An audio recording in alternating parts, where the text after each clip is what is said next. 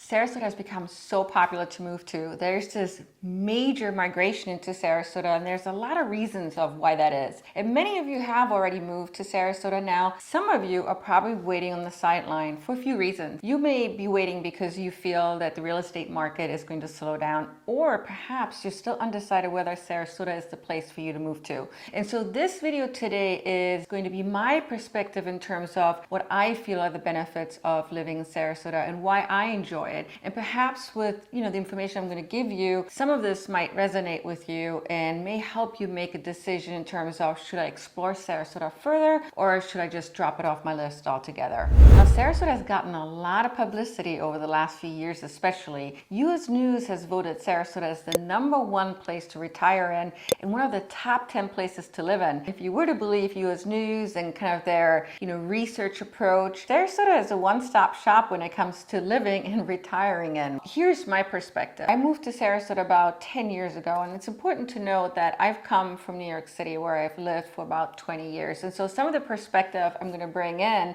is based on the fact that I have come from an expensive city, a bigger place than Sarasota. Number one, Sarasota is really not that big, and to me that's an advantage. So let's just assume that you're in downtown Sarasota, which I would consider is kind of the central area for Sarasota as a whole.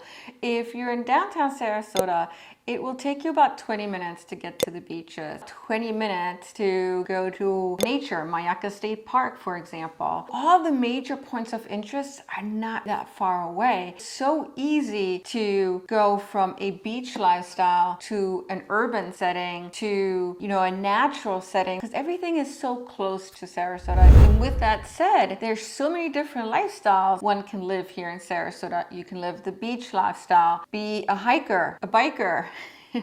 There's so many natural parks to choose from. You can go golfing, be a city dweller. All you have to do is drive 10-50 minutes, depending on where you live in Sarasota, to downtown Sarasota. And the change of lifestyles is so easy. And I don't know about you, but I tend to get bored very fast. I like to be able to do different things depending on how my mood is. And it's so easy to do all of that here in Sarasota because it doesn't require you to drive very long distances. You really don't have a lot of time to get bored here, especially if you know where to get the information. For example, there's so many festivals that Sarasota puts on every month, and then there's the yearly festivals as well. Harvey Milk festivals every year, Sarasota Film Festival, that's every year as well. There's just so much to do. All you have to do is tap into Sarasota's main website and you'll see everything that's happening. I actually urge you to do that so that you don't miss out. It's warm year-round here in Sarasota. I think of that as a benefit. Now, the summers do get really hot. About 95 degrees is kind of the high that you